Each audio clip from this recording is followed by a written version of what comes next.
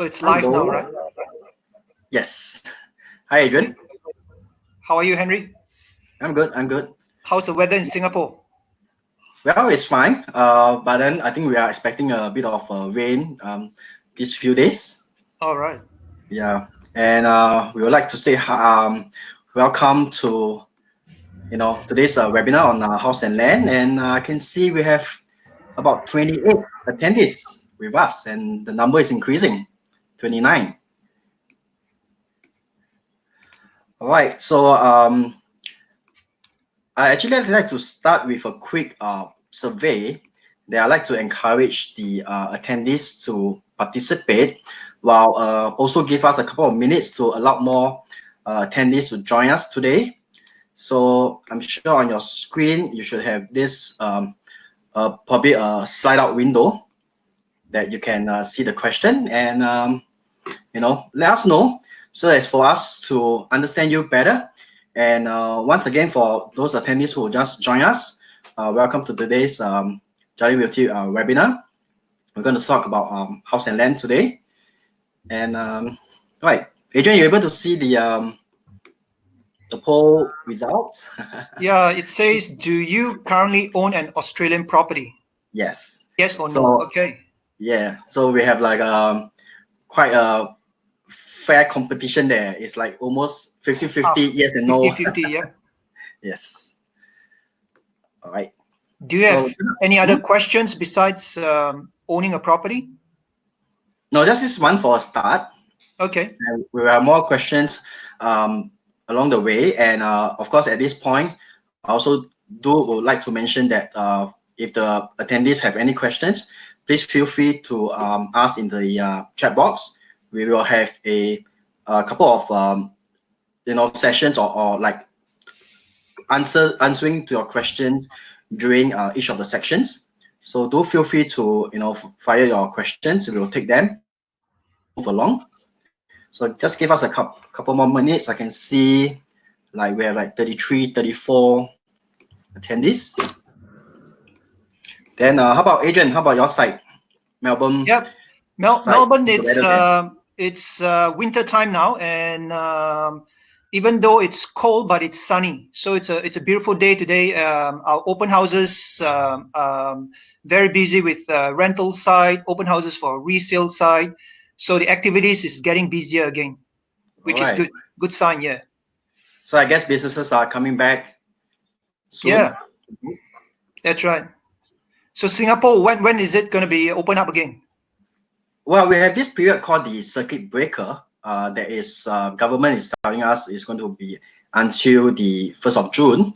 But as we move along, we see some essential services are also opening up. Essential service like barber, haircut, more F&B restaurants or establishments that is opening up. Right. So at least we have to get the economy going. So we do hope that even for the schools, some of the students I heard that they may be selected to need to go back to school. Yes, that's exactly right. Yeah, in Australia, in Melbourne, a lot of schools are opening. It's not 100% yet, but it's getting there, and they're testing it out. In actual fact, I think this is becoming the normal lifestyle whereby we have to be brave enough to go out.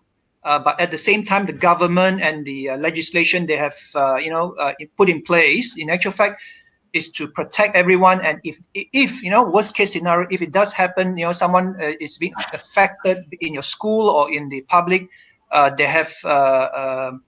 they know what to do next. Everyone is prepared for it now. Right. Yeah. Okay. So I guess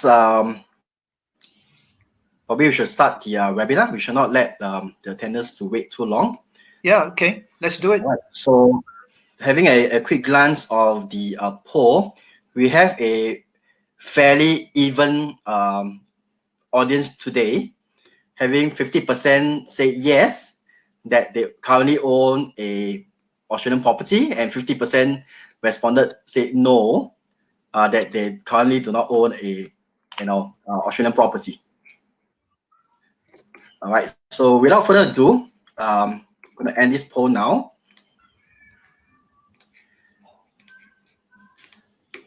Okay, so once again, thank you for attending today's webinar on how to grow your wealth with the Australian house and land.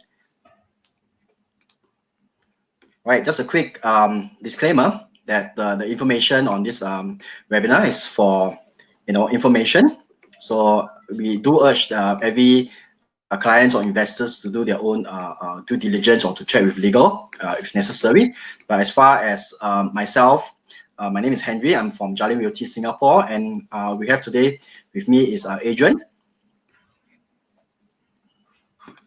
Hi. All right. Okay, a quick intro about myself first. I've actually joined Jalin Realty since 2013. So time flies. That's about 6 years really, more than 6 years. But I've actually been in the real estate industry for more than 10 years. I do look young though, but actually apparently not. But through my time with Jalin Realty, I've actually caught quite a good number of sales over a period.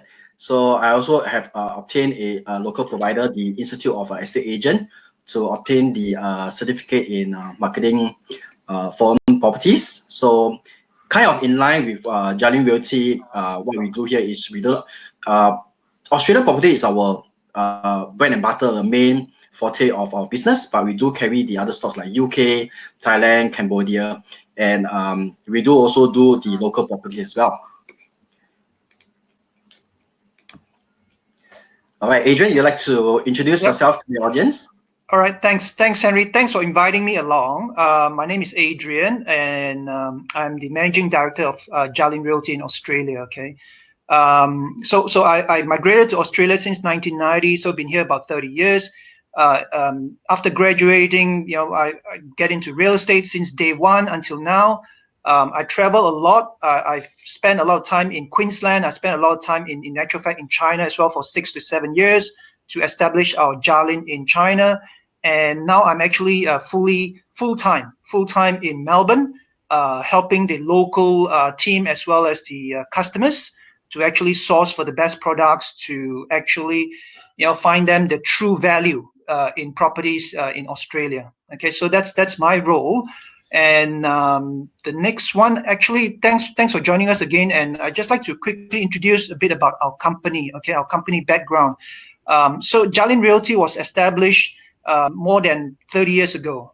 Okay, so what we intended to do back then, and still improving and growing each day until now, is actually to provide a bridge, all right, for overseas customers to be able to access information. Obviously, with technology nowadays, it's getting easier and easier. But in the past, 30 years ago, we are trying to give customers the true indication of property market in Australia, especially Australia. Obviously, gradually we are expanding our business now to Malaysia properties as well. So the whole purpose of our organization is, in actual fact, to set up offices in each continent. So now we have 6 offices in total. We have obviously Melbourne, Singapore, Kuala Lumpur, Jakarta, Beijing, as well as in Hong Kong. Okay, so all these offices, we have our own staff as well as managers to manage it, and we're trying to understand what the overseas people are looking for, and we're trying to provide the true indication of what's the value worth in each project that we are selling. Okay, so I hope that if you are not our customers yet, get to know us a bit better. If you are, please give us more feedback to improve our business down the track on how to grow our business together with you as well. Okay, so with regards to our services, not many company would be able to say that. A lot of them, they say that we have a end-to-end solution. In actual fact, end-to-end solutions means that they're referring your business to someone else to help them to accomplish what you need. Okay, but with Jalin Realty, we are truly trying to create, and we have created an end-to-end solution whereby, if you could see the graph, the chart properly, from property procurement. So when we go and do research, we actually compare local sales as well as the project sales to make sure that whatever we introduce to you, it's actually good value. Okay, so that's part of our job. It's a very important job, and that's why my base here in Melbourne it's doing all the homework to make sure that whatever we provide will be good value to you. All right. So once we have done that, obviously we will promote it to all the overseas offices that we have to give everyone the equal opportunity to enjoy the benefit of what the local Australians are buying. Okay. So once you have purchased the property, we don't stop there. All right. Once you purchase it, there's still a lot more to do. For example, you need to get your finance organized. For example, you need to do a pre-settlement inspections. Before you hand the money over to developers, we'll be there to make sure that the property is all done properly. Okay, and then after that, if you are an investors, we will be looking out for tenants for you as well. So we do have a team of property managers that manage your properties for you. And each month we will be sending you the money after collecting the money from the tenant. Okay, so after the property management, after 5 years, 10 years, or even 2 years, if you're thinking of selling cashed out, we are there as well to help you to do a resale. All right, and then it goes the cycle again, and we are trying to help each customers to build wealth, not only buying one property. All right, we are hoping to share with you how you can grow from 1 to 10 properties gradually in the next 5 to 10 years.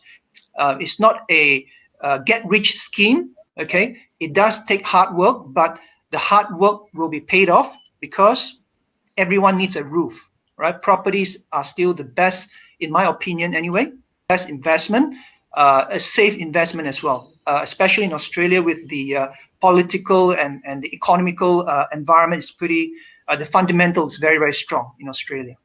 Okay, so hopefully, for those who knows us, please give us more feedback. For those who are starting to get to know us, please contact us and let us help you and share with you what we know over here. Okay, so back to you, Henry.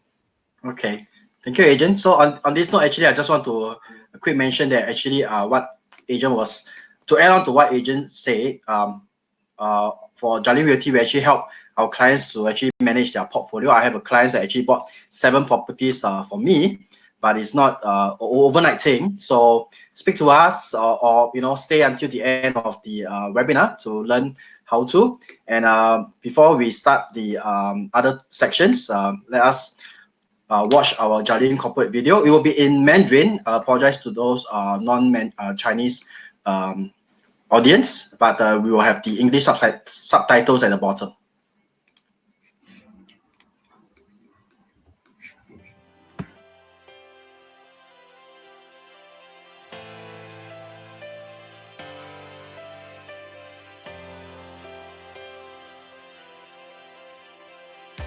总部位于澳大利亚墨尔本的嘉宁国际是一家专注于房地产服务的专业机构。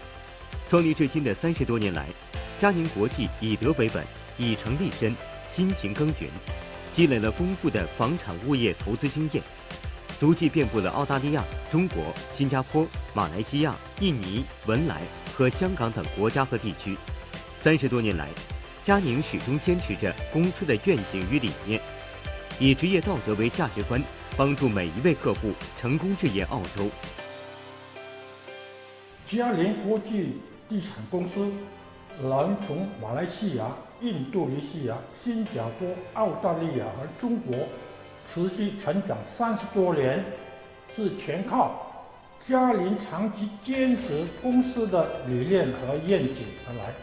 嘉宁是个专业的服务公司，我们的平台是通过房地产这个渠道，制造许多实际与可靠的机会，与大家分享，让大家生活变得更美好。 Our core values are derived from the word ethics, and we break it into excellence in performance, teamwork among our employees, honesty in our business dealings, integrity and innovation in our actions, commitment towards our work, and sincere relationship. Our family migrated to Australia in 1990. Since then, we bought many properties in Australia as well as overseas. We own our own building in our Australian office, our Kuala Lumpur office, as well as our Singapore office. We hope to bring our family and friends in China, our experience and expertise, so that everyone can prosper in this industry. Currently, we have 3 offices in China: Beijing, Shanghai, and Tianjin. We hope to work with our family and friends in China to expand our business throughout the whole big China. Thank you.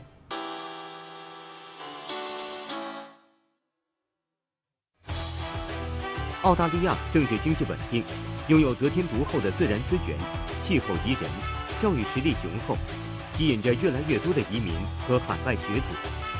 澳大利亚经济发达，文化多元，人口高度都市化，全国近一半人口生活在悉尼和墨尔本两大城市。全国多个城市被评为世界上最宜居的城市。嘉宁国际从事澳洲房产数十年，与澳洲数百家开发商均有着长期而稳定的友好合作。其代理的众多地产项目遍布悉尼、墨尔本、布里斯班、黄金海岸、珀斯等首府城市。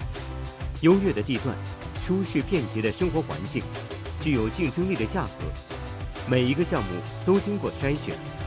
成熟的团队和后期服务部门，也为嘉宁的客户提供了舒心的投资体验。I've known Ian, Chen and the Jalin group now for probably close to 7 years. So my relationship with Jalin has been very good. I've already experienced some success with Jalin and the team in Singapore, Kuala Lumpur.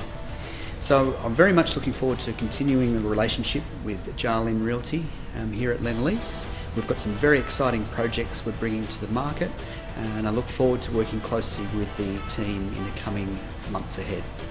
We've been working with Jalin for over 7 years now, and we've always found that we've had a great working relationship with them. And Jalin have sold properties for Mirvac in Singapore, Indonesia, KL and China. And the main reason why they are one of our key agent partners is because they're extremely efficient and professional and always offer the very best after-sales service to our customers. Hello, my name's Sam Taraschio and I'm the Managing Director of Salter Properties, and I'm very pleased to be providing this testimonial for Jalin Realty. We've dealt with Jalin for many years now. Salter is a large developer based in Melbourne and we sell thousands of apartments every year. Jalin assists us with our sales right throughout Southeast Asia. They have offices in China and in Malaysia, and in fact we share an office with Jalin in Malaysia also. So we have a very strong working relationship and they always do a fantastic job for us. I think it's important when you choose a company to go with. I think that you share the same values, and that's something that we feel weighed heavily on our decision to use Jalin. They're highly committed to sales and after sales service, in terms of providing the right information to their clients, in terms of looking after the clients post-purchase, right into settlement, and really ensuring that it works. It's a mutually beneficial relationship for everyone involved. 客户的认可是对嘉宁最大的鼓励。每一位嘉宁人将始终坚持嘉宁的愿景与理念，不断提高自身专业水平和服务，祝您更加安心的置业澳洲。嘉宁国际，圆您澳洲梦。We are Jalin Melbourne. We are Jalin Shanghai. We are Jalin Beijing. We are Jalin Singapore. We are Jalin Jakarta. We are Jalin Malaysia.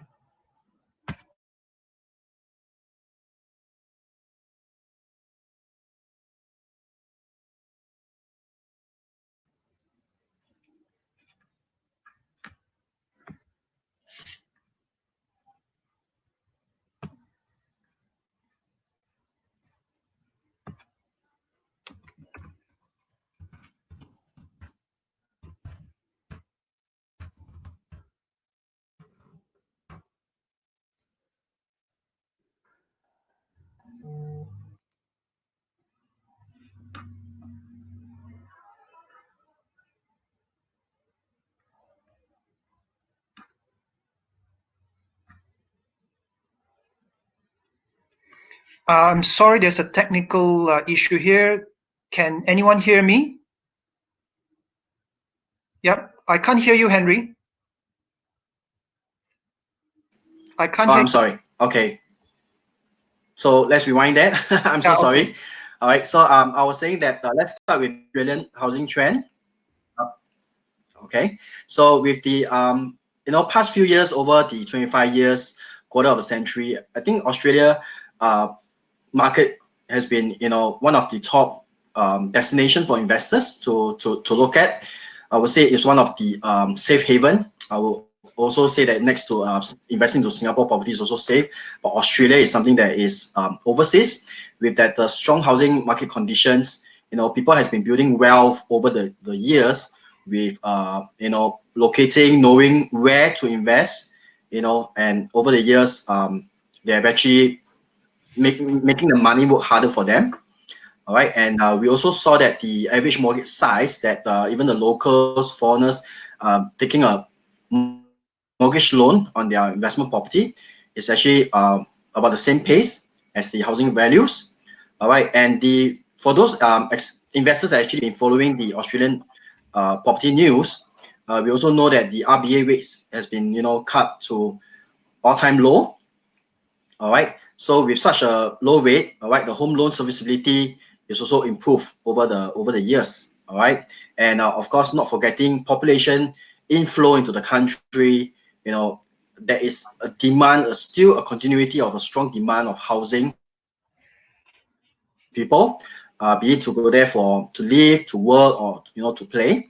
So in our next slide, this is the national medium house and unit value. As you can see, so give it a long time, a long period of 15 to 20 years, right? The values generally increase over time, right? So as we can see, dated back more than 20 years ago, property houses are cheap, all right? But over the years, when government improved the areas to accommodate more people, more population into the country, more housing is required. When there's demand increase, all right, the prices ultimately will increase as well. All right. So I think I also like to invite Adrian to probably share more with us because he's the man on the ground. Tell us more about Melbourne or Australia as a general first. Yep.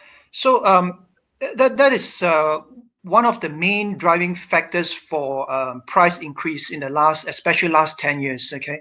So the population, I've been here for 30 years, and initially in 1990 to 2000, the growth was slightly slower, and it's all because the population wasn't increasing as fast as it is now. In actual fact, 2019, there was about 120,000 population increase in Melbourne itself. Okay, so this is still not including students who comes to study. It doesn't include the tourists who comes along. So the population growth in the last 10 years has been the main driving factors of demand for properties, and hence that's why property prices, as well as the demographic of people coming in, building wealth, the government putting in infrastructures and so on. And it's just one of those things that not too many countries in the world at the moment that have such a, I guess, lucky country, whereby it's safe, it's secure, good environment, good education, good medicals, and so on. So I believe in the next 10 years, there will be even more people, especially with this virus, what's going on. Example, Australia come out very, very well and very quick, very fast as well. And I think that the whole world is actually watching and taking examples of what Australia is doing. And by the way, a lot of misconception whereby they think that China is the maximum, is the most number of people migrating to Australia. In actual fact, it's not true. The highest number of people migrate to Australia is actually number one is American, and number two is actually the UK, and then the Chinese is number 4. I can't recall which country is number 3, but Chinese comes number 4th. Okay, so the whole world is actually watching and would like to have a better lifestyle, and money is not everything anymore. It's important, but I think lifestyle is most important to everyone now, for the next generation especially. In the next 10 years, I would predict and foresee that there will be more and more people coming into Australia. All right. So for the today's webinar, we want to just focus mainly in one of the world's top most livable city, Melbourne. So I have this chart that I pulled out from Iron Fish, but also from the statistics from Residex and CoreLogic. As you can see, the past 20 years, all right, if I will have the time machine to go back 20 years ago and to invest in something, units or houses, it will be great if I can do that. All right, because generally in a property cycle, we can see that the prices are easily increased if it's not double or 50-80% more. So at the current statistics, right, for the Melbourne housing median value for the houses is standing at about 850,000. All right. So capital growth for the period of 2018 has been really tremendously increased, double digit 10, at least a 10%. All right. Vacancy rate, as we mentioned, because of the demand for housing, it has been kept for low, 1.6%. All right, and the rental yield for houses is generally at about 3 to 4%. All right, this next slide also pretty interesting. I also like to bring you back about 6 years ago. This is what we call a heat map of the Melbourne area. As you can see, there are small pockets of darker purple colors. Those are actually multi-million suburbs. There's easily over houses that is valued over 1 million, and being the Melbourne CBD in the middle, you can see that the eastern, at least about 20 kilometers, 10 to 20, less than 20 kilometers, they are all multi-million houses are there, and then it kind of like a ripple effect moving outwards to the more east, and not forgetting to the north and a bit to the west. But the next slide, as we can see, as of today is 2019.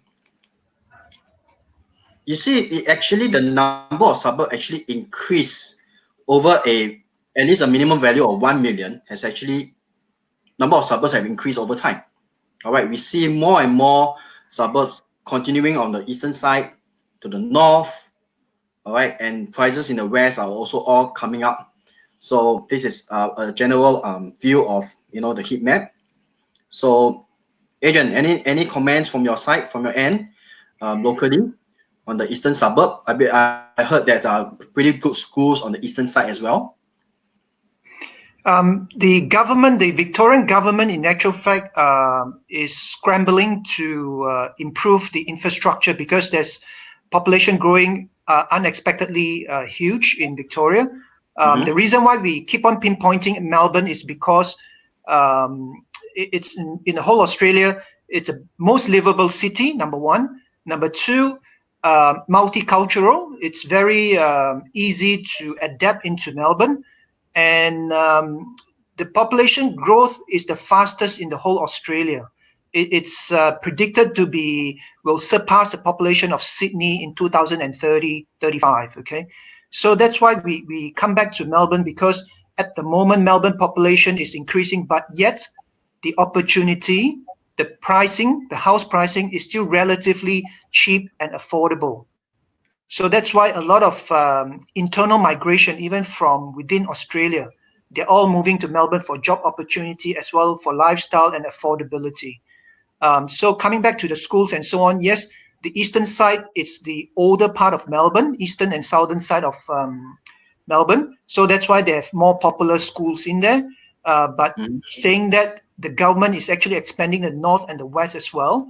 And there are a lot of popular school in the eastern side. They are establishing their so-called second school on the western side as well, because the western side, the benefit is that it's between two of the largest cities, which is Melbourne and Geelong. Okay, Geelong is on the western side, so it's about 1 hour drive, and train as well, 1 hour train from Melbourne to Geelong. So Geelong is a beautiful township, beachside, and the government is trying to establish more and more schools and infrastructure between Melbourne and Geelong at the moment. So there's a lot of opportunity in the west. In the eastern side, it's more established. So those who want to get into the eastern side, yep, we have some opportunities there. For the western side, we have a lot of new projects coming up over there as well, which is very, very attractive, especially during this period whereby I believe if for those astute buyers who are ready, who have done their homework, who knows their value, come to us. We'll be here to assist you to do even further detailed research locally to make sure that you are buying well. Okay. All right. Thank you, Adrian. At this point, we actually like to ask the audience to have any questions for us, or for to ask in terms of the trend in Australia, in Melbourne. Let's take a look.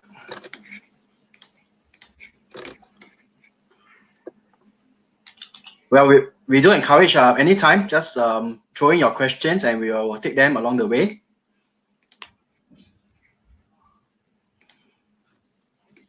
Okay, I shall continue the next part about introducing maybe to some of the audience, like from the poll earlier on, maybe 50% of the audience today are new to investing in Australia. So today I have the opportunity to share with the audience how to buy into house and land, and what are the things that we're going to share, what are the things to look out for. So before that, I've done a very quick comparison, all right, between a house and an apartment unit in Australia. All right, so a house typically does have more space if we were to compare really down into a 3-bedroom or 4-bedroom, versus a 3 or 4-bedder apartment units. A house generally is bigger in space. We are talking in terms of easily about 180 square meters. That's about 1,008 kind of square feet of a house built. All right, so apartment units are generally smaller in size. And the other thing about houses have is the outdoor space. Now, I'm not talking about the communal area over here. I'm talking about the house's backyard, the fun pouch, where you can park your cars, your garage. There's more the outdoor space behind. I know that the Australians love the outdoors. They can barbecue at the back. Some very big houses, they can even have swimming pools at the back. That also means that there's a privacy, for the house. All right. As for the apartment units, in terms of maintenance, although we understood that there is this owners corporation that we need to maintain, but not forgetting the houses actually have your own yard to mow the lawn, to clean up much, because we are talking about more space here, so more maintenance to be done. In terms of amenities, of course, apartments being in or near to the city, they are much more closest to amenities like your popular grocer, your basic essential services, your barber, your dentist, your doctors, to buy your bread and butter and stuff. But for the house, just that generally they are not as near as the apartment units, but they are still within the town, within a suburb, especially near to transportation nodes like train stations. They will have the basic retail shops over there as well. And for houses, does have the flexibility of renovation. That means you can literally tear down the house and rebuild brand new ones. Whereas for apartment units, it's kind of restricted by the owners corporation. All right. And for the titleship, house is a non-strata. Usually, I would say 99.9% of the housing estate in Australia, you need not pay the owners corporation, but you do have to pay the local council and the water rates. Similar to the apartment units, the only difference is because apartment units are strata title, you have to share the cost of the communal areas like the lift, the open terrace, the car parks, all those areas. In terms of growth, we'll generally also see that houses actually does commands a much better, higher returns on the capital growth. We will speak more on that in a later part of the webinar. Stay with us. For apartment units, we'll see that the rental yields are actually better because they are easier to rent. The turnaround time for tenant is much faster, and the rental is quicker. So in terms of valuation, also a little bit more on the sharing later part about this land price. The valuation actually will match the land price. All right. Whereas for apartment units, we do embrace the fact that some of the areas, due to the assessment of the lenders, of the banks, they would give a more conservative valuation. So sometimes we see, a difference of 5 to 15% below your price, below your purchase price. So that means the investors have to top it up with cash. Now, last but not least, the other comparison is the stamp duty and foreign levies that we know. The good thing about looking into house and land is the duties is only on the land portion, the land price, whereas the apartment units will be on the full contract price. All right. So moving on, I come up with this very short explanation or very general overview of buying into house and land. So first thing to do, of course, we need to know the estate. Later, I'll give some examples for my next following slides by choosing a plot of land. Then we will look into the contracts. And generally, for the initial deposit, maybe the other 50% of the experienced investors today, they know that apartments are actually what we call a 10-90 scheme. That means you pay down a 10% initial deposit and then wait until the settlement or completion of the apartments. Then you pay the 90% balance. For the house and land, there will be actually two portions. So that's why we have two contracts: a contract that deals with land and a contract that deals with a builder. So they each collect two different deposits, a 10% on the land and a 5% on the build. And then depending on the land title date, that is where you will become the rightful owner of the land. And then from there, the builder will come in to start building your house. With that construction, actually typically split into 5 stages to pay in progressively. All right. For the house construction, it's faster than an apartment, I would say, because the apartment usually has a much higher number of units to complete. Apartments can usually take 2 years, 3 years or more to complete. But generally for a house, it takes about 8 to 12 months. Single story can be faster. A double story is longer, 10 to 12 months. And then come to the completion of the house, you have that usual inspection of the house, and you will be issued occupancy permit. So to show the next slide, I think a lot of clients, a lot of investors will come across looking into level plans, floor plans of apartment units.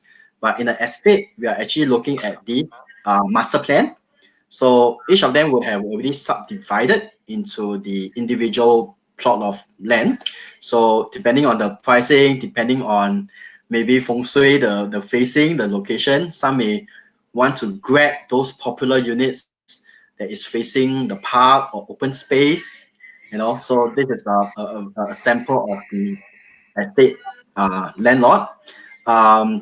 Maybe at this point, I'll have I have this very common question that can investors actually buy 2 plots of land side by side and to build one house? Adrian, if I were to give you this question, do you have the answer? If the land has been titled, right, which means that they have subdivided and submitted to council, they have title. Normally, the answer is no. You can't really build one house on 2 blocks. But a lot of buyers actually build one house on one side and put a tennis court or pool or something, to next door. So you are entitled to do that as well. But to build one house across 2 blocks of land, it's not possible. Yeah. Okay. Now the next slide, I just want to show I masked out due to privacy control. these two contracts is actually separate contracts. So one is to deal with the land, and one is the build contract. Now on this slide, actually, our common advice to investors is to look for builders that is HIA accredited. So maybe Adrian can tell us more about this HIA. In Australia, there is an association, okay, housing, what do you call it, housing institution of association, and it's best if you can buy from a builder who are associated with HIA. Okay, so it's Housing Industry Association. The reason why I'm saying this is because they have 40,000 members, okay, throughout whole Australia, and this association actually protects the builders as well as the customers, right? So after building a property, in actual fact, you are entitled to at least 6 to 7 years of structural guarantee.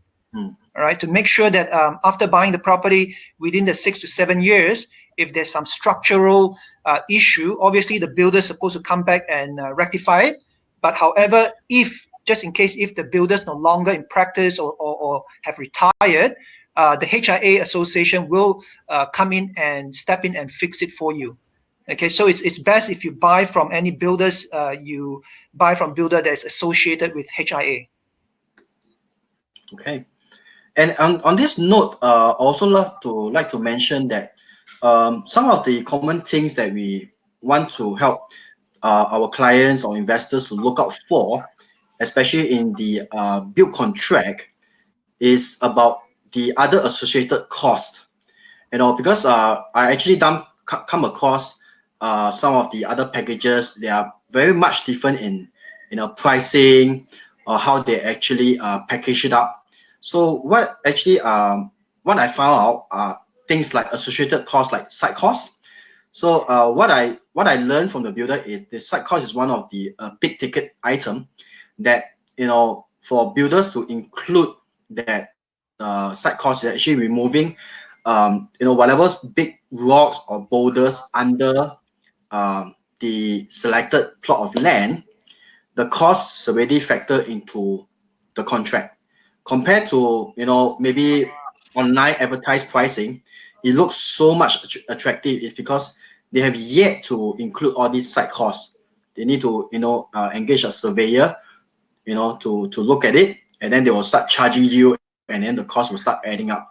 Other things will be probably the tendering of the floor plan and also the inclusions. Because usually for us, Jalin Realty, when we market the package to clients, it's actually what we call a turnkey package. So it's actually, you'll be given a key, you enter the house, and most of the fitted and furnishings is all there, including the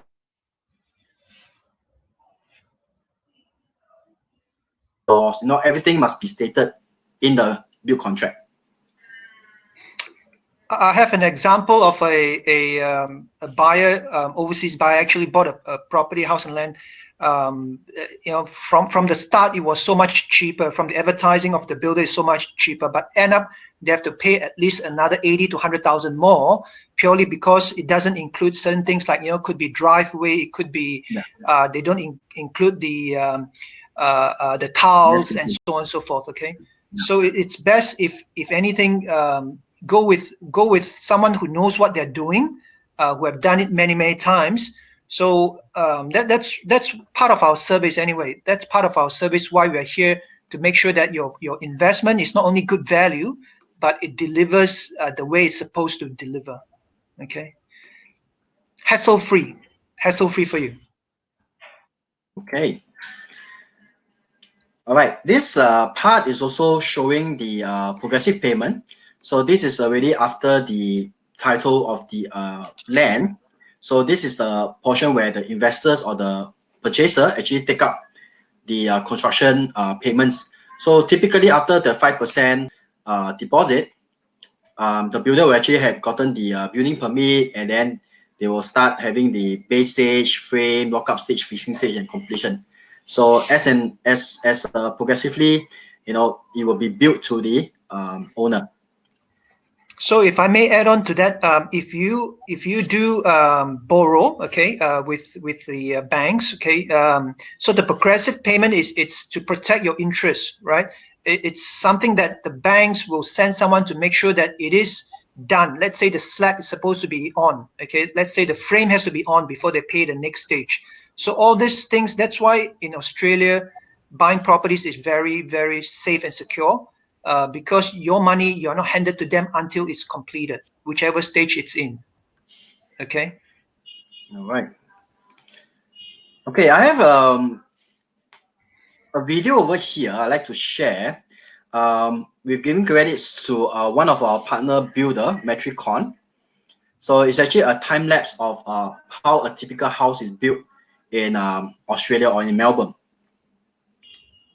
Let's take a look.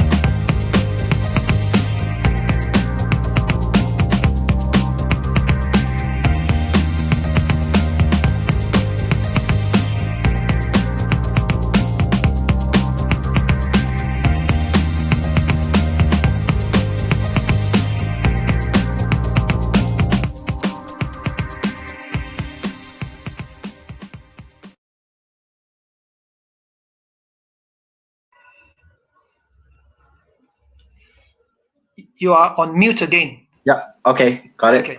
So pretty cool, the video showing the time lapse of that period of 8 to 12 months to build a single story house. I'm not sure whether anyone noticed the next door somebody is building a double story. Okay, and this is one example of a occupancy permit. And I'm from Singapore office. I actually want to mention this point to maybe some of the local Singapore attendants that's with us today, that in Singapore we also so used to the term of what we call TOP. That is only a temporary occupancy permit. All right, and then after 1 year, then we get the certificate of the completion. Whereas in Australia, in Melbourne, they do not have TOP. All right, so they actually have very strict building code, BCA in equivalent, and they have surveyors and inspectors to make sure that your house or your unit is actually good to live in. So they will issue you with this occupancy permit. All right, and then from this day onwards, you can have your taking the keys to start to look for tenants or to move in to stay. Okay, so I do see a couple of questions coming in. One of the attendees was saying, "Oh, how long does it take roughly for the western side to be matured like the eastern side?" Adrian, you'd like to? So question? Yep. We are not obviously forecasters or predicting what's happening, but based on my personal experience, in the last 15 years, okay, the government have spent a lot of money. For those who knows Melbourne West very well, 10 years ago when they talk about Point Cook, my thought was that it's not going to happen. Point Cook is it's on the west and it's not popular and everyone is buying on the east. Okay, so 10 years later, Point Cook is actually a very beautiful suburb, township. You have all these infrastructures in place, the shopping centers, the train stations, the property prices, before 2000 and before the GFC 2017, the property prices went up like crazy. Okay, so Point Cook is in the west. It's about 25K from the CBD, and it's doing very, very well. To answer that question, when will it be as well as eastern side? I personally don't think it can be compared with, because they have different kind of demographic of people in Melbourne, in Australia. When you live in the east, most of your families get used to the east, they'll stay in the east. So when you start new suburb like in the west, believe me, in the next 10 or 20 years, those who live in the west love the west and will stay on in the west. So if the pricing were to go up, it all depends on population growth, where they are going to. And I still believe the eastern side, because of the schools, because of the more mature infrastructure, it will still stay on pretty strong. But the growth side on the western side in the last 10 years have surpassed the eastern side in percentage-wise, but it's still cheaper than the eastern side at the moment. Okay, yeah. So both sides, as long as there's infrastructure in place, I think it's going to grow. Good investment. We will look at the both sides, the east and the west, later part of this webinar. Stay with us. We have another question by Mr. Chen. How will back to the virus, how will the COVID-19 affect the property market? So maybe Adrian, just share with us on this. Yep. Okay, this is crucial. Okay, guys, in my opinion, this is crucial because every cycle, property cycle, every 10 to 7 to 10 years, there will be a property cycle. And overall, in the last 30, 40 years, obviously, property have been increasing, a bit of decrease, but it will always bounce back because of population growth. Okay, and the fundamental is very strong in Australia. So to answer that question, the COVID-19, the GFC, whatever disruption they are, that would be the best time to buy. Okay, if you are ready, that would be the best time to buy, because the developers, the sellers, they are a little bit more motivated. Okay, so as all those rich entrepreneur in the world, those rich people like Buffett, you buy when people are selling, pretty much. You don't buy when everyone is buying. So at the moment, the reason why we are doing all these webinars is because we do find some opportunities that we believe is definitely worthwhile looking into it if you are ready to buy. Okay, so contact us, contact the officers, the consultants. We are here on the ground in Melbourne to help you to source the best value property that is even better value. In my opinion, some of them would be below market value, right, compared to the resale. Buying brand new for the second-hand price, right? There are some properties in those sort of category at the moment. So hope we can help you to invest into something at this point of time, because it's a good time to buy. Okay. I just want to address a couple more questions. For some of the attendees that actually asked about the loan, actually I would like to save that on a separate, probably another discussion offline, because that will deviate from the purpose of this webinar. Because we do have other webinars that spoke on the financing, but again, like what Adrian mentioned just now, we can actually take it offline to explain to you, the various mortgage loans that's provided in the market and what are their interest rates. All right. For the short answer to that, if I may interrupt, Henry, the short answer to that, yes, overseas people can borrow in Australia. Yep. There are a lot of banks, the institutions that are actually very, very competitive now, and they are here to help. And we have some very good lower interest rates. Mortgage that we could introduce. So let's have a chat in the next one-on-one or next webinar. But I do like to take this question as in one attendee is asking, what is the percentage of stamp duty we need to pay? Just now in one of my earlier slides, I mentioned about the stamp duty in comparison between a house and land and versus apartment units. A house and land, we're only looking at the land price. So later, the next few slides of my slides, they actually will tell you about the various pricing of the land price and the build price. So just bear in mind that the stamp duty that you need to pay, even including if you are a foreign buyer to Australia, the additional foreign levy that you have to pay is only on the land price. So that is the very first savings that you have comparing to consider to buy into apartment units. All right, the other questions I would like to hold them probably to the next segment. We will answer them. All right, so we'll take a look at the two sides of the east meeting the west. So the next few slides I have quite a lot of numbers to show. To start off with, we have gathered actually the past the packages that we actually had, because Jalin Realty, we have been doing this for many years. So this was one of the pricing that I pulled out 5 years ago. All right, and this location in the eastern side, in this suburb called Cranbourne. As you can see, I won't want to run down every single one of them, but later on we have an average summary that you can see that the land price is generally looking at about 200 plus thousand. The land per square meter, depending on the size of the plot of land, all right, is computed into about 500, 600 per square meter. If I were to convert that into per square foot, that is like only $50, $60 per square foot. Depending on the layout, and of course, maybe to the restriction of the size of the lot, the number of bedrooms, typically 3 or 4 bedrooms for a good household size. And then you have the builder to come in to advise you the house size, the layout, then they will quote you on the build price. So this build price actually goes into that build contract. So 5 years ago, we see typically, to build a 3 or 4 bedroom house takes another 200 plus thousand.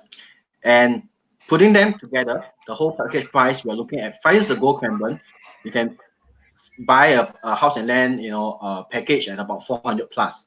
But let's take a look at, moving to this current, we have still have stocks with us with your Jalin Realty, but over time, like we shared, actually the property prices would definitely increase. So with a similar lot size, we actually see that the land per square meters have increased from 500 to 800, and a bit on the house build also will have increased a little bit. So typically on the average, you're looking at the package price in Cranbourne is about on the high end of about 500,000. So putting this last two slides together, I did a summary on this, comparing 5 years ago price and now for a suburb Cranbourne East in the eastern side. All right, you can see that the land have actually increased, of a value of about 36%. But of course, bring that down a little bit because of the construction. The package price itself actually have moved from a 400,000 value into 560, close to about 560,000. Adrian, anything to add on from your side? If you want to comment on the eastern side. The property pricing on landed properties, it does increase every year, because one plot sold, one plot less to sell. So the demand it's still there, and traditionally Australians, obviously with families of 3 to 4, right? They love to live in houses. They love to have their own courtyard, no matter how the distance, because each suburb does has its own amenities and facilities. Okay, for example, this Cranbourne that you have just brought up, within this Cranbourne area, there are 2 train stations, or one ready train station, one coming shortly as well, under construction. They have indoor pool, aquarium. They have schools. They have hospitals. Everything is all within the suburb. So that's why, in my personal opinion, I bought a lot of bought and sold properties, house and land, as well as apartments Don't get me wrong. Personally, I live in an apartment. I love apartment because it's a lifestyle. It's easy to manage. However, houses seems to be performing a bit better in growth-wise compared to apartments. And this sort of price range is all very, very affordable for the locals, whether it's first home buyers or baby boomers or someone who buys for investment. The rental return, it's all very affordable for the locals. That's what we'll be recommending for investors anyway. Hey. Yeah, I was just gathering up some of the questions. We will take them later. So, the resale market, Adrian. That's your. All right. Okay. So guys, I've done a research on this Cranbourne East. After Henry, I've mentioned that using this as an example. The reason why you should buy from us, anything that you want to buy, before you buy it, even though it's not from Jalin, it's okay. Come to us. We have end-to-end solution. If you don't buy from us, it's okay. You can hand it to us to manage it. You can hand it to us to resell it. So there's no commitment in any way. If you're looking to buy from someone else, but you like a second opinion, come to us. We can do a research locally compared to the resales, whether it's worthwhile for you to consider buying it. Okay. So for example, these are all factual information. They are all from the local data that we collected. For example, this Cranbourne East 4-bed, 2-bath, 2-car. Ranging from the cheapest one, it would be how much is it? 580 to 640. Okay, and these are all, if you can see clearly, they are all somewhere this year, March and April. All right. So March and April, this is second-hand resale, and I saw someone asking early on, how is the sales market doing at the moment in Australia? I can tell you that the market is still very, very strong on house and land. Okay, the market is still very, very strong. The apartments is being hit a little bit because of the tourists, because of the hospitality, the education. They are not coming back, so it is suffering a little bit more than the houses. But the houses is not affected as much, and this is only one of the 6 examples that I'm showing you. There are more sales happening every week in Australia. So the sentiment for house and land, especially in this price bracket whereby the first home buyers can still afford, they still get a subsidy from the government, and the affordability, the interest rate is very low, easy to access to funds at the moment. Government is pumping in billions of dollars to rescue the whole economy. The confidence is still around. And if you were to look to invest, buy house and land somewhere around 500,000-600,000, you will not go wrong. Okay, it will not go wrong. And Adrian, I heard about the high auction rate as well. Yes, good question. Auction is coming back this week, by the way. Open houses over here, traditionally we run auctions. It's not a what do you call it? It's not a desperate sale. Okay, it's a part of the selling process in Australia, which is very, very common. All the sellers love to go through auctions because there's a lot of advantages. We will talk about auction next webinar, but auction success rate increased. The highest period before the COVID-19 was about 80%. Okay, which means that thousands of homes come on market. 80% of them sell every week. Okay, so before the COVID, again, the market was actually picking up very strongly, and then it stopped for 1 or 2 months now. And this weekend is our first weekend back to normal of selling properties, and I believe by tomorrow or the day after we would have the stats to show how well they are doing. Okay, so this is just one example on the eastern suburb. Cranbourne is actually 50 kilometers from the CBD. We now look at the west. This is one of my top favorite. Wyndham View is about 35 kilometers west from the Melbourne CBD. So again, I put out the pricing, the offered prices 5 years ago. As you can see, it's relatively much lower compared to the eastern side. So, but depending on the size of the land, the land price commands about 150. I can see 117. That's a smaller piece of land. But based on the land per square meter, you know, it's only about 470, 522. That's about only 40, 50, you know, dollars per square foot. So depending on the house size, later on you'll see that the build price, construction price is actually quite on par on comparing 5 years ago and this current situation on 2020. And the package price in Wyndhamville 5 years ago, easily you can find like, you know, below 400,000. All right, so look at Wyndhamville now. All right, over time, 5 years, all right, the land per square foot has also increased from that 40, 50, 500 to 600 per square meter have increased easily to, you know, the high 700 per square meter. That's for the land value. Build price also increased a little bit. That's making the package price on the average, we are looking at easily, you know, at least 500,000 package price. And putting them together, you can see that Wyndhamville did a fantastic result on the growth. The land per square meter is 56%. All right, but to factor in the construction, the package price is still increasing, you know, by the good 35%, and it's still growing because western suburbs, to me, I think just now earlier on, one of the attendees asked, when is the west catching up with the, you know, eastern suburb? It kind of you know, should replicate, you know, like a mirror each other.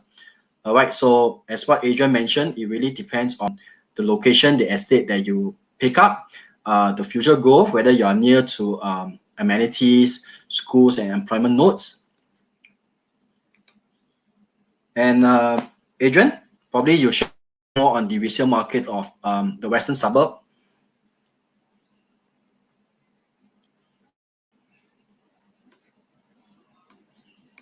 Adrian, I can't hear you. Yep, sorry, I muted myself. Yeah. So with the western suburb, the stats again is all very current. Okay, somewhere around March and April. All right. Those houses 422, you know, 4-bedroom, 2-bathroom, 2-car. Those are the most popular configuration. Okay, with the land of from 300 to 500 square meters. Pricing will be at the moment in Wyndhamville area will be somewhere around the 500 plus to 600 plus as well. So these are the bracket whereby the transaction happens almost every day because it's affordable for the locals and it's a family orientated sort of lifestyle. And most of them would have nearby schools, shops, and train stations and so on. Okay. So some of the next section, I would like to just share some of the tips, you know, where to look out for, you know, where to buy. Generally, today we are not doing much of the selling, but to share with the attendees today. Firsthand, why are we still looking into Melbourne and Australia, as what Adrian mentioned it much earlier, where it's still voted one of the top most livable city. All right, and the population increase, all right, as of last year, it's 5.2 million, but it's going to reach 6 million by 2025, and hopefully in the near future may overtake Sydney as the largest, you know, state of Australia as well. And then Adrian also mentioned about the, you know, current COVID pandemic situation. Come across a good article that previously I also come across articles saying that the Australia actually have no recession for the last, you know, 25 years, 20 over years. All right, so even with this current pandemic, I believe one of the famous sayings is also that, you know, to be greedy when everyone is fearful, because there are very good signs that, you know, there will be a good rebound after this COVID-19. So to look at whether is it a good time to buy, I would probably say yes, say so. And to add on to this current situation, the other added advantage that we have currently is not forgetting our exchange rate. I'm from the Singapore office, but I look at the Singapore column. All right, really 5 years ago, you know, it's 1.04. If I'm not wrong, as of today, I think it's just increased a little bit, about 0.9. All right, and then we have also the other officers that are coming in. We have the Malaysia ringgit, we have the Hong Kong dollar, and the Chinese yuan as well. So why not, you know, take advantage of the current low exchange rate, you know, to expand your portfolio for the investors. And yeah, these are some of the things that you can watch out for or consider. All right, location against depending on the estate, whether is it near to amenities, where where the locals are actually easy to access to buy their bread and butter. All right, and then there's also amenities like the probably shopping centers or your essential services.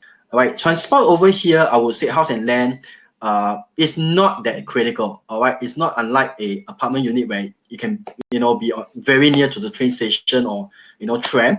But for housing estates like that, typically when you have a single or double garage, you can drive easily as long as within like 5-10 minutes of driving. It is a good area, accessible. Then do consider in the estate where the local residents can have their employment and schools.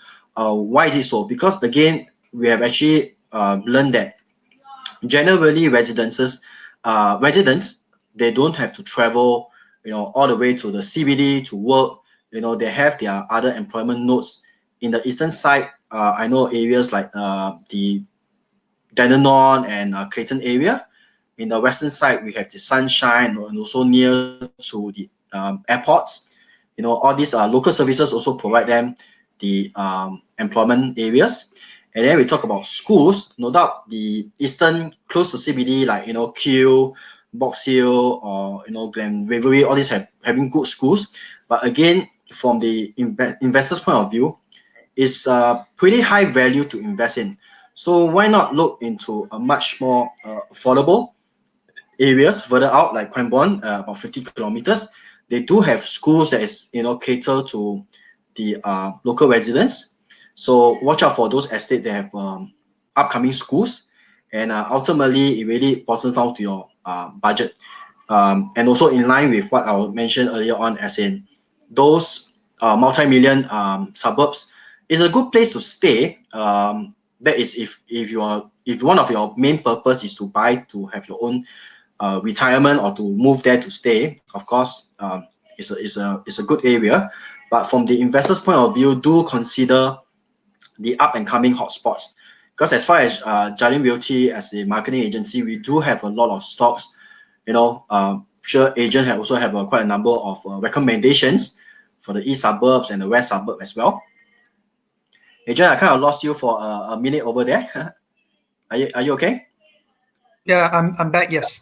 Okay. So, do you have any advice for the for our audience today? With regards to where to buy, guys, I in my personal opinion, both the eastern side and the western side, it does have its advantages in different ways. Okay, the eastern side is a more matured suburbs. However, it will be further out compared to the western side. It's slightly closer to the city, but it's not as matured. Okay, so majority of us who live in Melbourne, who lives in the suburb, we don't tend to go to the city every day unless you work in the city. Okay, so we do have our own surroundings of schools, of places that we go to within the suburb and nearby. So don't be afraid to buy suburb that is 30 or 50k away. It's quite normal. In actual fact, in Sydney at the moment, they are traveling at least 1.5 hours, 2 hours to the city, and the property prices there are increasing dramatically as well. So no difference in Melbourne at the moment. Is still very, very affordable. That's hence why the internal migration, they're all moving to Melbourne for the lifestyle and affordability. And one day it might not be as affordable anymore. Okay, it is affordable now. So the western side, it does have advantages whereby it's new, it's coming up. There'll be more and more infrastructure going in. In the eastern side, it's more matured, it's limited. Once it's gone, it's gone. Okay, so for those who know Melbourne well, Cranbourne is actually about 50k away from the CBD, and that's how far we have to go now to buy something that is affordable by the locals. Okay, the locals who can afford. Majority of the Australians I would say 80% of them, right? Income per, the ratio of it, that's where they are comfortable with 500,000 to 600,000 properties. Okay, so that's where I would recommend for investment purposes, go for properties that is where the local buyers are willing to buy and willing to pay. Okay, that's where it will grow. And we do have the stocks for such areas, right? Yeah, we have selected a few. As mentioned before, in actual fact, I've never seen anything, in my opinion, never seen anything as good value as it is compared to 2 or 3 years ago. Developers, they are more willing to discuss and negotiate. That's why, hence, as I mentioned early on, for those who are ready, who are willing to, who's planning for the future for the kids and families, it's a good time to get into the market now. Okay, so before we have the last session of the Q&A, I think my last slide is just a quick summary. So, you know, my CEO, Mr. Chen, actually mentioned to me that, now, nobody can make land anymore. Although we know that Australia is such a big country, but really areas that is able to build up dwellings or residentials are still pretty limited. And especially we have been mentioning about the point as in, you want to go about cheaper or, very affordable homes, you got to go further and further out, from the CBD. So why not look into the current opportunities right now if you are intending to again add on to your existing property investment portfolio, or to those attendees that are actually looking into to start a property investment portfolio. You can consider house and land. It's not as confusing as it sounds. All right, and for house and land, definitely it commands a much higher capital growth. We do have apartments as well. They are much nearer in the city, but they do command rental. All right, Adrian, we take on a few questions. Yep. I just want to answer one of this from yes. Mike. Okay, he says, how about the north of Melbourne? North of Melbourne is very good as well. Okay, so what I'd like to share with everyone is that because we've been doing this for more than 30 years, personally, I've been real estate for over 25 years.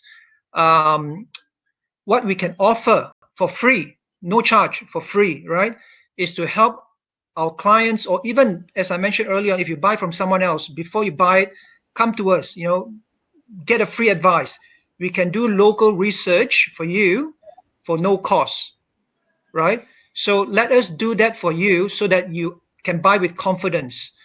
Don't overpay, please, because a lot of overseas buyers bought, and a couple of years later when they sell, they say, oh, Australia investment is not good at all. Very often it's because, possibly because of the market. No one can control the market, but very often than not, it's because they overpaid for the property. Okay, so come to us, come to the offices that we have in Malaysia, Singapore, Indonesia, China, Hong Kong, so that they can reach out to us in Melbourne to help you to do more research before you commit to any properties. So to answer your question, north of Melbourne is good, as long as the pricing is well placed with the local pricing.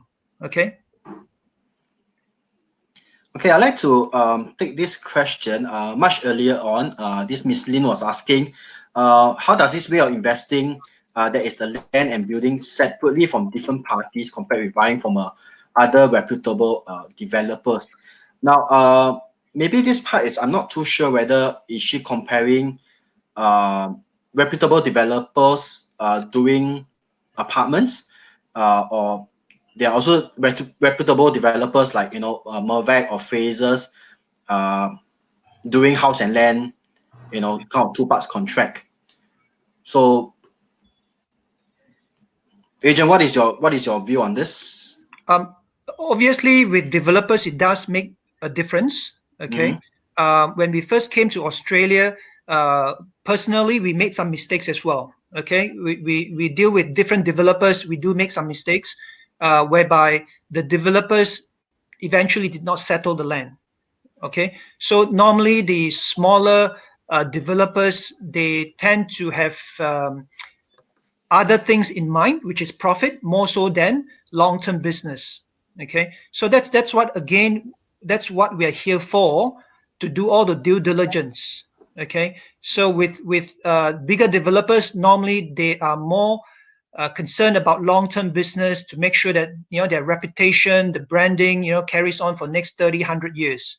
But with individual smaller builders, that's where you have to be very careful, and that's where we can help if you would like us to do further research to make sure that whatever you're buying, it's safe and secure. Because at the end of the day, for those who are experienced, when it reached the sunset clause in the past, they could cancel the contract because the property prices had gone up. Okay, so they do not want to sell to you, they just cancel the contract, right? So a lot of this sort of things does happen, and that's why hopefully down the track, we can help you to eliminate all those unforeseen circumstances.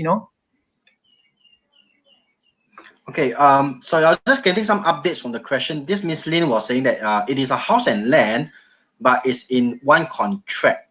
Now, I do believe we come across such cases where it is a house and land, but they provide in one contract. That means the landowner is the developer themselves, but they are also the builder. So in this part, the only area that I can mention is the stamp duty. This one part contract, you are looking at it just like buying into an apartment unit.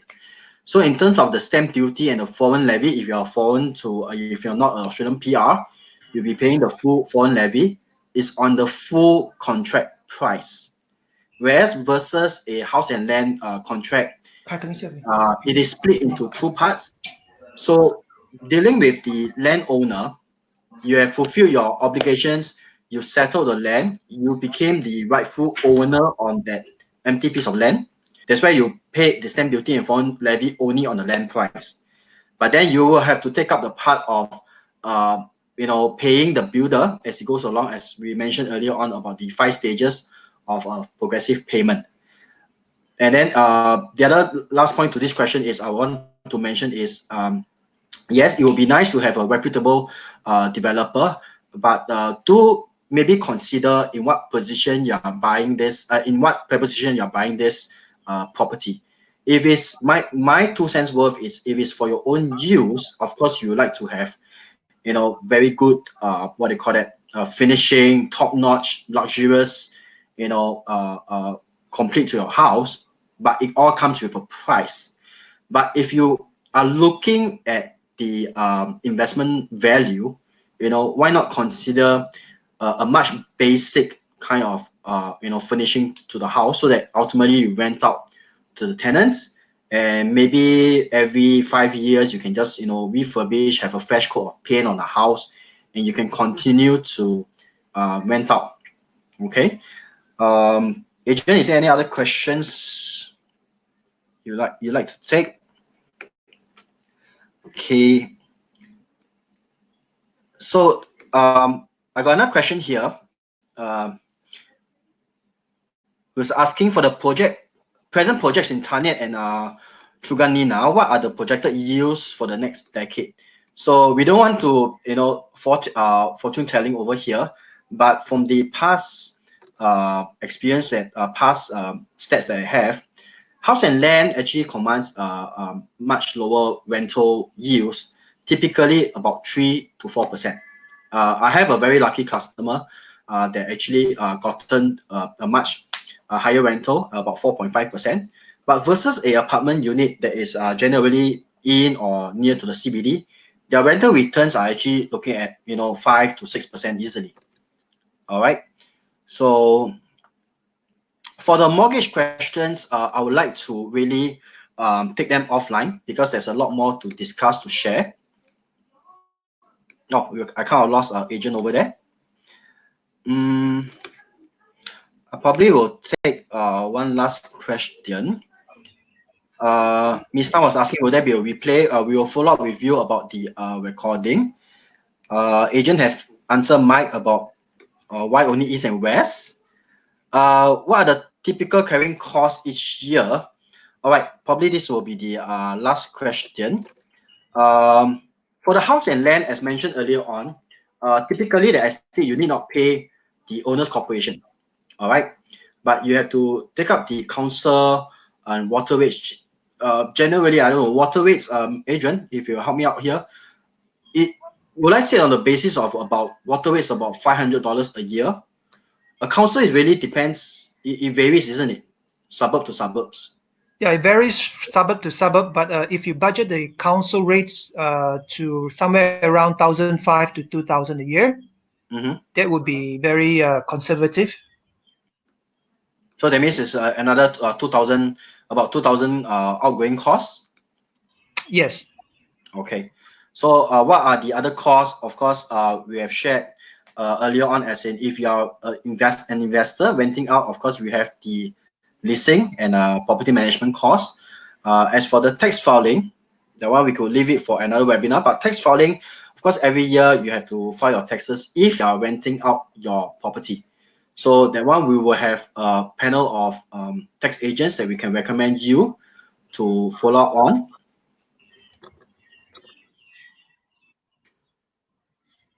Okay. And how about we take this last question, Adrian? Any difference in value potential between normal house and land versus townhouse? Very interesting. Townhouse to us is like a hybrid between a house and land and apartment units.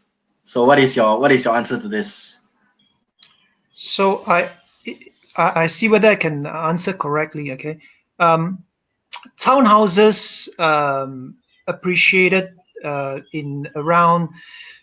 Depends on lifestyle. You know, at one time no one lives in apartment, right? And then gradually the lifestyle changes. People start living in apartments. Same thing with townhouses. You know, in the past, no one actually wants to buy townhouses because they want a block of land. Again, you know, townhouses become very popular because it's easier to manage. It's beautifully decorated. You know, it's very nice. So townhouses also become popular in Australia. So traditional houses, house and land is. I guess my 2 cents worth on this. Sorry. Yep, you're saying. My 2 cents worth on this question is, I will look at the general household size of Australians. They have kind of downsized, you know, as in decreasing. Yeah. Of course, we do have good, you know, big family, big happy families. They have, you know, 3 or 4, you know, kids. You know, they can stay in the big houses. But then versus to another market of apartments where they want to go for lifestyle living, most of the time they spend is, you know, working, if not, you know, meeting up friends after this period. You know, townhouses come in as what I call it a hybrid. It's really, you have the luxury of owning that strata, non-strata piece of land, individual title, but it will be much smaller in size. All right, that also cater to those residents that going for lifestyle. They need not upkeep their townhouse too much. All right, and typically that means the land size is pretty much smaller. It can be as small as 100 square meters. All right, location wise, it's definitely nearer to the city. And because of such a small piece of land, they have to probably build 2, if it's not 3-story or 2.5 stories, to accommodate that 3 bedrooms. Or sometimes we find smaller townhouse with 2 bedrooms. All right, so it really depends, you know, on your portfolio.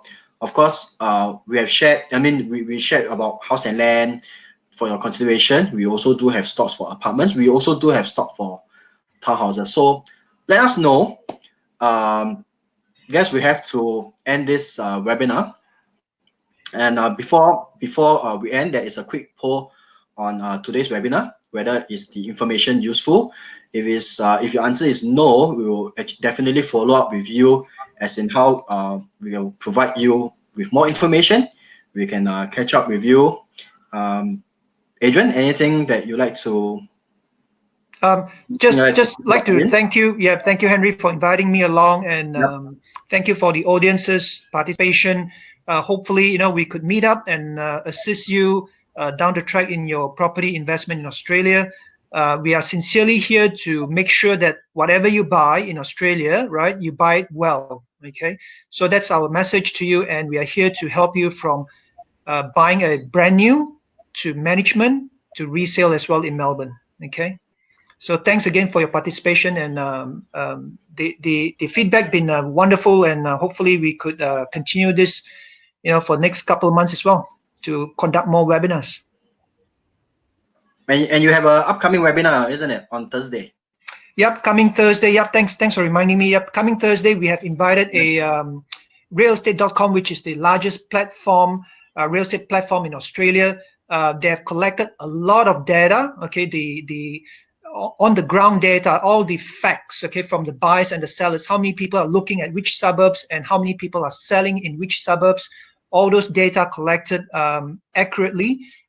They will be joining us. We have invited them to give us a 45 minutes chat about Australia properties on the current market. So hope you can join us then. Okay. So with that, I also like to thank you for all the attendees today. So for those questions we have not be able to attend to them, I will definitely follow up with the questions, and then we'll catch up soon.